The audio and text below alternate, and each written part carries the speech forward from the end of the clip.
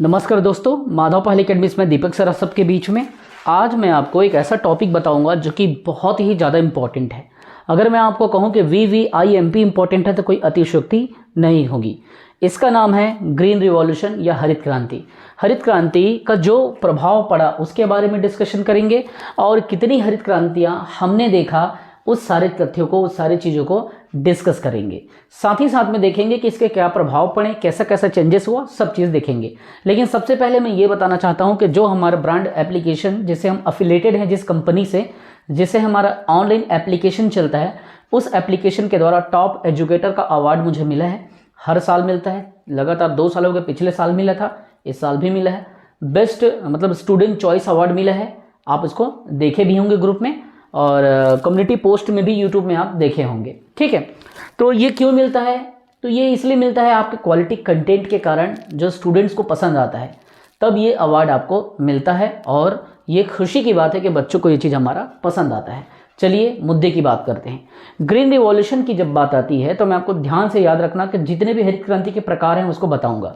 और ये राज्य के साथ साथ केंद्र के पेपर में भी आता है और साथ ही साथ में कृषि विभाग के सारे एग्जाम में इसको देखने को आपको मिल जाएगा। मंडी विभाग में भी देखने को मिलेगा, क्योंकि हरित क्रांति का संबंध क्या है? फसल से है और किसान से है। चलिए मुद्दे की बात करते हैं। 1960 के दशक की बात कर रहा हूं, जब ग्रीन रिवॉल्यूशन आया पहली बार। तो ग्रीन रिवॉल्यूशन में क्या चीज़ देखने को आपको मिला, क्या चीज़ें आपको यहाँ पे समझने को मिला, इन सभी तथ्यों पे आप यहाँ पे क्या करेंगे? डिस्कशन करेंगे। सबसे पहले 1960 की बात है। यूएस में एक वैज्ञानिक थे जिसका नाम था नॉर्मन बोरलॉग। अगर मैं पूरा नाम अगर बताने की बात करूं, इसका नाम था नॉर्मन अर्नेस्ट बोरलॉग। तो इन्होंने क्या किया था? नॉर्मन बोरलॉग ने इसे प्रारंभ किया था। किसको? ग्रीन रिवॉल्यूशन को। कहाँ पे प्रारंभ किया था? यूएस में। और कब प्रारंभ किया था? 1960 में। जिससे क्या है, प्रभावित होकर के हमारे भारत के MS स्वामीनाथन। कौन? MS स्वामीनाथन। इन्होंने क्या किया था? इसको इंडिया में अप्लाई किया। अब आपको पूछा जाएगा कि who is the father of green revolution in India, तब आप क्या लेंगे? MS स्वामीनाथन। और बताना कि इन्होंने क्या किया था? 1966-67 में एक फाइनेंशियल ईयर को कंटिन्यू लेना। ठीक है, जैसे 2023-24 अपन फाइनेंशियल वित्तीय वर्ष को लेते हैं ना, वैसे फाइनेंशियल ईयर में इसको चालू किया गया था 1966 से 67 में। तो इसको इंडिया में चालू करने का श्रेय जाता है MS स्वामीनाथन को, और ग्लोबल लेवल पे चालू किया था तो बोरलॉग ने, जिसका नाम था नॉर्मन अर्नेस्ट बोरलॉग। अब मैं यहाँ पे आपको क्या करता हूँ, इसके डिटेल चीज़ों को बताता हूँ, मुद्दे की बात मैं यहाँ पे करता हूँ, तब चीज़ें आप लोगों को इजी लगेगी, चीज़ें आप लोगों को आसान लगेगी। देखिए समझना इस बात को। सबसे पहले 1960 में ये यूएस में चालू हुआ, जैसा कि मैंने आपको बताया नॉर्मन बोरलॉग ने किया। उससे प्रभावित होकर के 1966-67 में MS स्वामीनाथन ने इसे इंडिया में किया। तो इससे हुआ क्या? MS स्वामीनाथन ने कहा कि भैया हम इसके माध्यम से क्या कर सकते हैं? गरीबी को मिटा सकते हैं, भूखमरी को मिटा सकते हैं। जब अपने पास में एक अच्छा प्रोडक्शन होगा फसल का, तो भारत क्या है? कृषि आधारित अर्थव्यवस्था है ना। तो इससे क्या होगा? भारत में एक हेल्प मिलेगा किसानों को यहाँ की जीविका के लिए, क्योंकि भारत की उस समय की स्थिति ऐसे थी, कंप्लीटली कृषि आधारित अर्थव्यवस्था। अभी तो उद्योग और सेवा पे भी लोग फोकस कर रहे हैं। ठीक है, आज भी हम अपने छत्तीसगढ़ की बात करें, छत्तीसगढ़ के 80% जनसंख्या कृषि पे आधारित है, यहाँ पे CG पे। और आज अपन इंडिया की जब बात करें, इंडिया की लगभग 49% जो जनसंख्या है, 50 भी बोल सकते हो, लेकिन 49% जनसंख्या एग्रीकल्चर पे अभी आधारित है। लेटेस्ट इकोनॉमिक सर्वे के आंकड़े में, कई पुरानी किताब में 52% लिखा है। ये इंडिया की बात कर रहा हूँ, ये एग्रीकल्चर पे अपनी जीविका जी रहे हैं। और छत्तीसगढ़ की 80% जो जनसंख्या है वो कृषि आधारित है। ठीक, अब बात को आगे बढ़ाते हैं। हुआ ये कि भारत में जब इन्होंने लाया तो ऐसा स्थिति देखने को मिला कि ठीक 1 साल बाद 1967 में 66-67 में ये चालू हुआ, और रिजल्ट ऐसा रहा कि ठीक 1 साल बाद, मैं आपको बता रहा हूं, ध्यान से समझना इस बात को। ठीक है, ध्यान से समझना। ये 1968 में क्या हुआ? बहुत बड़ा प्रोडक्शन देखने को मिला, और सर्वाधिक उत्पादन किसका हुआ? तो गेहूं का उत्पादन हुआ, जो कि सिर्फ 1 साल में 1968 में गेहूं का उत्पादन कितना हुआ था? 170 लाख टन गेहूं का प्रोडक्शन इंडिया में हुआ था। 170 लाख टन। तो ये डाटा इंपॉर्टेंट है, प्लीज इसे आप विद्यार्थी इतना करें। आज मैं हरित क्रांति के पूरे जड़ को बताने वाला हूं, एक एक चीज को बताने वाला हूं इस छोटे वीडियो में। प्लीज नोट करते जाएं यार, इतना मेहनत से मैं क्लास लाया हूं आपके बीच में, क्योंकि पता है मैं आपको टाइम पास करता नहीं, मैं पूरी एनर्जी आपको पढ़ाने में लगा देता हूँ। और अगर आपको मेरा पढ़ाना पसंद आता होगा, आपको हमारा एक्सप्लेन करना समझ में आता होगा, सही लगता होगा आपको हमारा टीचिंग स्किल, तो आप प्ले स्टोर में जाकर के माधव पहल अकेडमी का MPA का एप्लीकेशन आप डाउनलोड करें। और एप्लीकेशन को डाउनलोड करने के बाद में आप अपने पसंद का, चाहे आप व्यापम का कोर्स लो या आप CGPSC का कोर्स लो। देखिए भाई, फ्री इस दुनिया में सिर्फ कुछ ही समय के लिए होती है, फ्री का कुछ रोल नहीं होता, फ्री का एक बड़ा भूमिका नहीं होता। अगर आप CGPSC का कोर्स लेते हैं तो हम क्या करेंगे, आपको व्यापम का, CG व्यापम का भी कोर्स इसमें हम क्या करेंगे, आपको इंटीग्रेटेड प्रोग्राम है ये हमारा, इसमें हम PSC के कोर्स के साथ साथ व्यापम के भी कोर्स देंगे। व्यापम के जितने भी एग्जाम होंगे, चाहे पटवारी के, चाहे हॉस्टल वार्डन के, चाहे महिला सुपरवाइजर के, जो भी एग्जाम होंगे इस पैकेज में कंप्लीटली शामिल रहेंगे। और ये 12 महीने का पूरा 1 साल का रहेगा। फीस कितना है, 7,449 रुपए। ठीक है, तो इस बात को याद रखना। 7,500 में full length PSC plus full length Vyapam का कोर्स PSC के ले रहे हैं तो व्यापम को गिफ्ट कर रहे हैं अपन। लेकिन केवल अगर आप व्यापम का लेंगे, जिसमें व्यापम के कंप्लीटली CG व्यापम में जितने भी एग्जाम होंगे, अगर आप इसका बस लेंगे, PSC का नहीं लेना चाहेंगे, तो ये 4,449 रुपए आपको देने को मिलेगा। मतलब 4,500 अगर मैं मोटा मोटा शब्दों में अगर कहूं तो इसको आप 4,500 रुपया मान सकते हो। 4,500 में पूरे फुल लेंथ व्यापम का कितने क्लासेस रहेंगे सर, तो इसमें रहेगा लगभग 700 क्लासेस।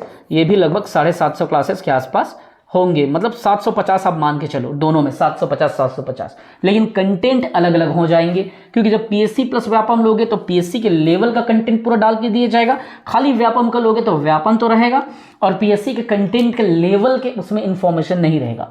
इसको लेंगे तो PSC के लेवल की इन्फॉर्मेशन रहेगा प्लस व्यापम फ्री में रहेगा 7,500 वाले में। और 4,500 में सिर्फ व्यापम का मिलेगा। साथ ही साथ में आप हॉस्टल वार्डन का या महिला सुपरवाइजर का या आप पटवारी का या अभी कांस्टेबल का है वो लेना चाहते हैं तो मात्र वो सब कोर्स एक ही कोर्स में आपको 2,500 में मिल जाएगा। उसको पढ़ोगे तो ये दूसरा चीज किसी किताब से पढ़ने की जरूरत नहीं, आप उसको कर सकते हो अच्छे से रिवीजन के साथ में। ठीक है, कम टू द पॉइंट। अब हुआ मुद्दा ऐसा कि स्थिति ऐसा आया कि भैया अब हमारे पास में 1968 का जितना प्रोडक्शन था, है ना, मतलब जो हमारे प्रोडक्शन से वो बहुत अच्छे हो गए। एक ही साल में 1968 में हमको क्या मिल गया, तो हमको एक बड़े लेवल का प्रोडक्शन मिल गया। अर्थात देखा जाए तो मोटी मोटी शब्दों में 170 लाख टन का गेहूं का उत्पादन हमको देखने को मिला। ठीक है, तो हमने देख लिया कि भैया हरित क्रांति से बेनिफिट तो है, ये चीजें हमको क्या हुआ समझ में आ गया। और ये चीजें हम समझ भी गए कि भैया अब हरित क्रांति जो है बंद होने वाला नहीं है। लेकिन जो चीज जितनी जल्दी आता है वो चीज एक दिन जाता भी है, इस बात को आप समझे बात को।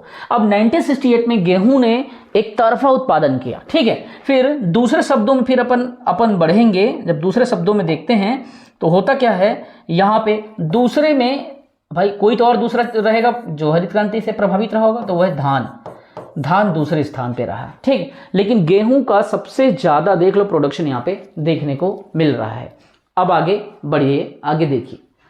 फिर ये ऐसा हुआ कि भैया हमने एक अच्छे लेवल का प्रोडक्शन कर लिया, तो इसी समय 1970 के दौर में नॉर्मन बोरलॉग को नोबेल प्राइज का अवार्ड मिला। किसमें, तो शांति के क्षेत्र में। क्योंकि भूखमरी खत्म हुई, लोगों में एक अशांति थी वो कम हुआ और शांति स्थापित हुई, इसीलिए क्या हुआ, नोबेल प्राइज इसको दिया गया। ठीक है, तो इस बात को आपको याद रखेंगे। किसको दिया गया, तो ये नॉर्मन बोरलॉग को दिया गया। नॉर्मन बोरलॉग को शांति का नोबेल पुरस्कार 1970 में दिया गया, जो कि बहुत इंपॉर्टेंट क्वेश्चन है, पेपर में पूछा जाता है। अब प्रश्न ये आएगा कि जब हरित क्रांति चल रही थी, कौन सी पंचवर्षीय योजना चल रही थी, पहली, दूसरी, तीसरी, बिल्कुल तीनों नहीं चल रहा था। जब ये योजना आया, ठीक है, जब ये हरित क्रांति आया, ग्रीन रिवॉल्यूशन आया, उस समय क्या था, योजना अवकाश चल रहा था। क्या चल रहा था, योजना अवकाश, अर्थात किसी भी प्रकार का योजना नहीं चल रहा था 1966-67 के दौर पे, तो इसे योजना अवकाश का दौर कहते हैं, जो कि 1969 तक था। तो इस बात को यहाँ पे बेटा बैठा के चलना है, समझ रहे हो, होशियार लड़का हो, करिया बेटा, ऐसे मत समझिया कि मोला सब बात है। ठीक है, थोड़ा सा बात हुई, लेकिन जब एग्जाम में जाता तक आवे चुक जाता वो बात ला समझ। तो there is no one perfect, है ना, in the world no one is perfect, try to make you perfect. कोई दिक्कत नहीं, अपने आप को हमेशा परफेक्ट बनाने की कोशिश करो, लेकिन ये मत समझना कि आप परफेक्ट हो। ठीक, तो ये दौर चलते रहा। एक समय ऐसा आया कि खातू जो केमिकल युक्त जो प्रोडक्शन थे, जो खातू थे, है ना, वो सब बहुत ज़्यादा बड़े मात्रा में खातू का प्रयोग होने लगा, अर्थात रसायन का क्या हुआ, प्रयोग होना चालू हुआ। अब डीमेरिट्स बहुत देखने को इसके मिले, जैसे कि जो मिट्टी थी वो उसकी उर्वरता में कमी देखने को मिली, मतलब मिट्टी में उर्वरता डाउनफॉल होने लगा।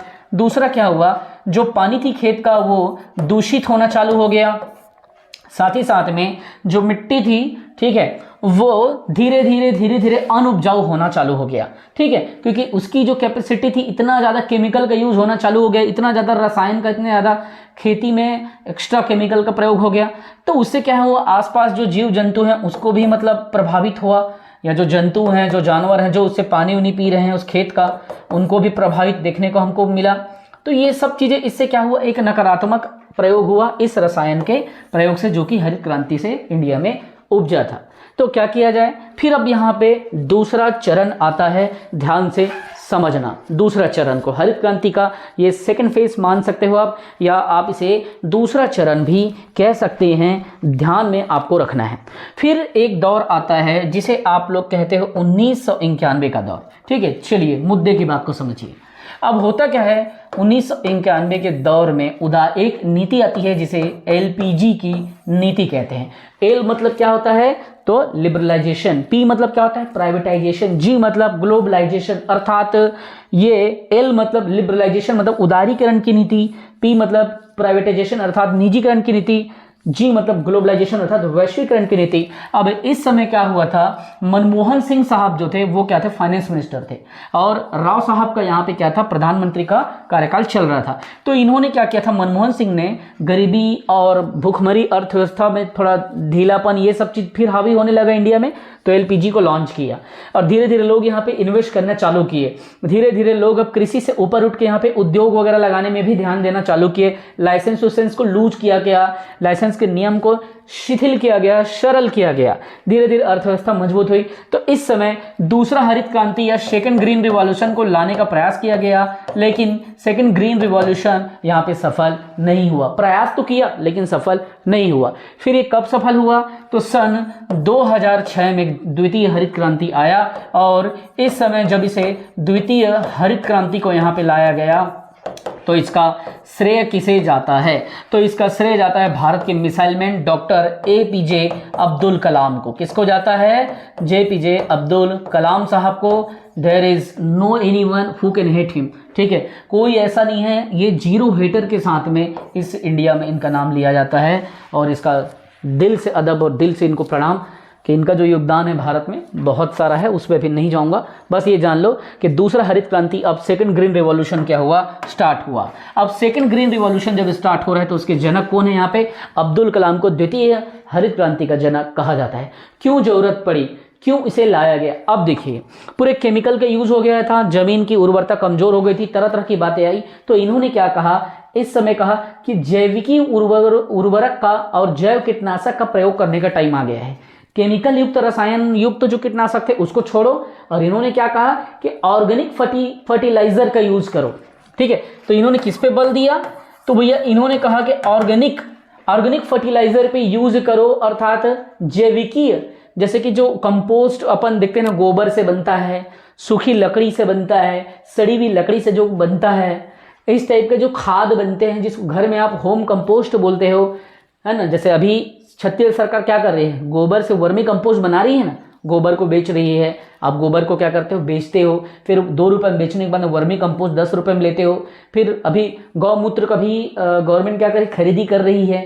तो इस तरीके से सब वर्मी कंपोस्ट है, जिससे क्या होता है, बिना केमिकल का प्रोडक्शन होता है, ठीक है। तो ये चीज़ें इन्होंने कहा कि हमको जैविकी उर्वरक का प्रयोग करना है, मतलब बायो फर्टिलाइजर का या ऑर्गेनिक जो एग्रीकल्चर होता है उसको बढ़ावा देना है।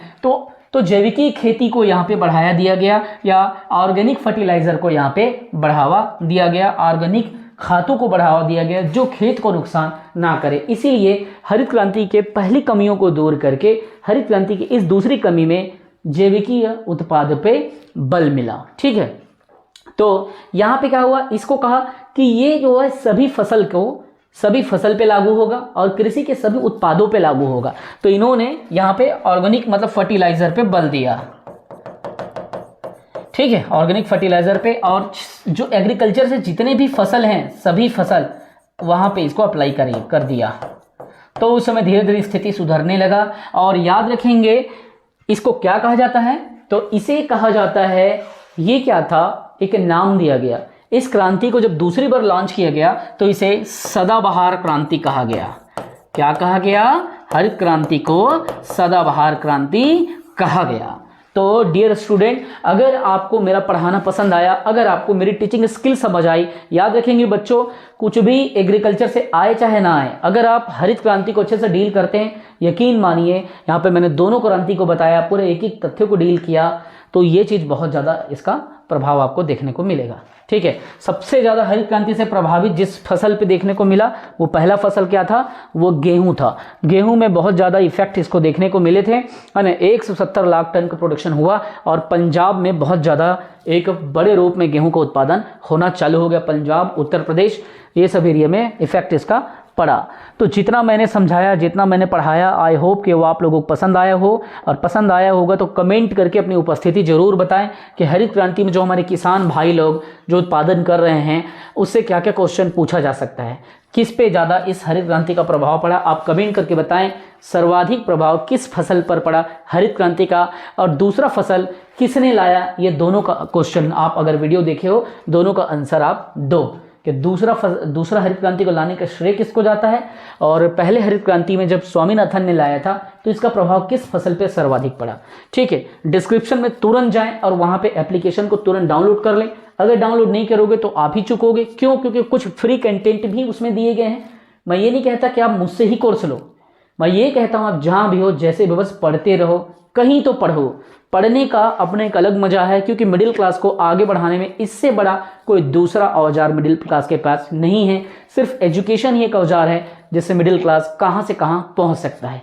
आपके सामने एक एग्जाम्पल खुद दीपक सर आपके देख सकते हैं, जो कि इतने कम उम्र में खुद का मकान रायपुर में, खुद के लिए 14-15 लाख का कार, खुद के लिए अपने दम पे अपने परिवार के लिए ये डिजिटल बोर्ड भी मैंने अपने मेहनत करके पढ़ा करके 2 लाख का डिजिटल बोर्ड, एक ये और एक वो, ठीक। और उसके अलावा फैमिली की भी सारी जितनी भी बेसिक नीड्स हैं वो सब मैं अच्छे से करता हूँ, सिर्फ अपने पावर ऑफ एजुकेशन के दम पे। अगर आप एजुकेशन पे भरोसा कर सकते हैं, मैं कहता हूं आपको किसी और चीज़ पे भरोसा करने की ज़रूरत नहीं है। और याद रखेंगे, फ्री जैसा कुछ नहीं होता। यूट्यूब में भी कोई अगर पढ़ाएगा तो पूरी तरीके से फ्री नहीं पढ़ाएगा, और प्लानिंग और सिस्टमेटिक बेस्ड नहीं पढ़ाएगा।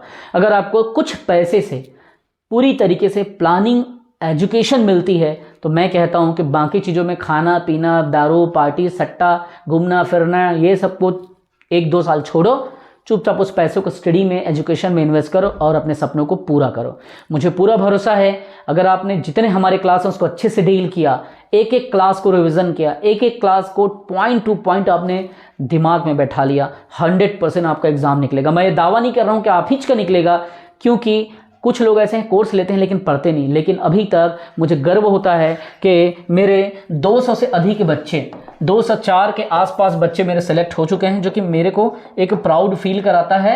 मेरे को बहुत खुशी होती है कि मेरे बच्चे 204, मतलब आप ये मान के चलो कि 200+ बच्चों का अभी तक गवर्नमेंट जॉब में क्या हुआ है, तो सिलेक्शन हो चुका है, जो कि मेरे लिए बहुत खुशी की बात है। ठीक है, मैं 2017 से क्लासेस ले रहा हूँ, 2017 से मैं क्लास ले रहा हूँ, और 2023 तक मेरे टोटल इतने बच्चे 200+ बच्चे सेलेक्ट हो चुके हैं। ठीक है, जिसमें आप चाहे महिला सुपरवाइजर को देखो, चाहे आप मंडी में देख लो, चाहे आप हॉस्टल वार्डन में देख लो, चाहे आप रेलवे में देख लो। और मैंने खुद अपने जीवन में 6 PSC मेंस लिखा और छोटे मोटे एग्जाम मैंने निकाला, रेलवे का निकाला, फिर